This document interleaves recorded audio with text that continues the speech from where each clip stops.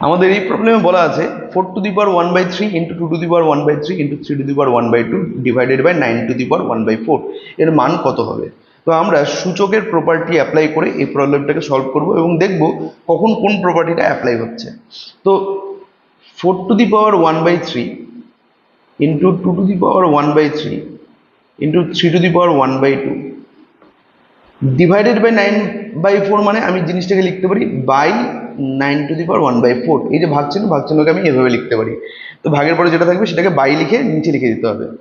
এটা equal to 4⁻1/3 মানে 2² লেখা যেতে পারে, ইন্টু 2⁻1/3 মানে 2⁻1/3 থাকলো, 3⁻1/2 এটাকেও কিছু করা যায় না, তাহলে 3⁻1/2 থাকলো।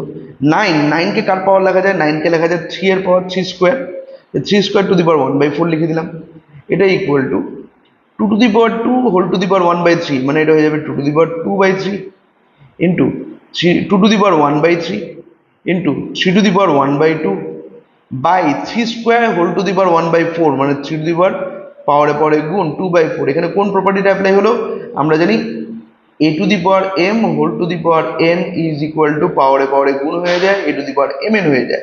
এই প্রপার্টিকে অ্যাপ্লাই করে আমরা এই 2⁻2/3 আর 3⁻2/4 এই দুটো মান পেলাম। এটা ইকুয়াল টু দেখা যাচ্ছে যে 2⁻2/3 ইন্টু 2⁻1/3 হচ্ছে। আমরা এটাও জানি যে a⁻m ইন্টু a⁻n যদি হয়, অর্থাৎ বেস সেম পাওয়ার আলাদা, তখন কি হয়? পাওয়ারগুলো যোগ হয়ে যায়। বেস একই থাকে কিন্তু পাওয়ারগুলো যোগ হয়ে যায়। এক্ষেত্রে বেস হচ্ছে 2 আর পাওয়ার, একটার পাওয়ার হচ্ছে 2/3 আর একটার পাওয়ার হচ্ছে 1/3। তাহলে পরে কি হবে? বেস তো সেম থাকবে উত্তরের, কিন্তু পাওয়ারগুলো যোগ হয়ে যাবে, তাহলে 2/3 প্লাস 1/3 হয়ে যাবে, ইন্টু 3⁻1/2 ডিভাইডেড বাই 3⁻2/4 কেটে 1/2 হয়ে গেল, তাহলে 3⁻1/2 ক্যান্সেল আউট হয়ে গেল। 2⁻2/3 প্লাস 1/3 দ্যাট ইজ 3/3, তার মানে 2⁻1 দ্যাট ইজ 2।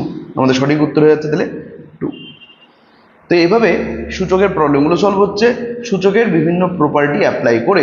আমাদেরকে এই প্রবলেমগুলো সলভ করতে হলে সূচকের প্রপার্টিগুলো ঠিকঠাক করে জানতে হবে। জাস্ট সূত্রগুলো জানলে পরেই আমরা অঙ্কগুলো করতে পারছি। তো এরকমই একটা প্রবলেম নেক্সট দিনের জন্য, সেটা হচ্ছে মান নির্ণয় করো।